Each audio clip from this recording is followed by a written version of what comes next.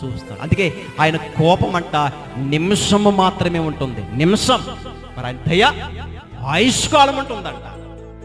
ఆయన కోపమేమో నిమిషం మాత్రమే ఉంటుంది, మరి ఆయన దయ ఆయుష్కాలం ఉంటుందంట. సరే, ఎంతగా ప్రేమిస్తున్నాడు మన కన్న తండ్రి, మన పట్ల దీర్ఘశాంతమును చూపిస్తున్నాడు.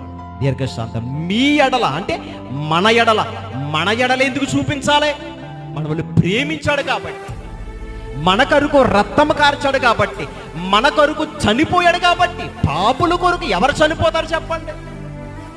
నీచముగా పాపం చేసే వారితోనే మనం సరిగా మాట్లాడము కదా. మాట్లాడతామా?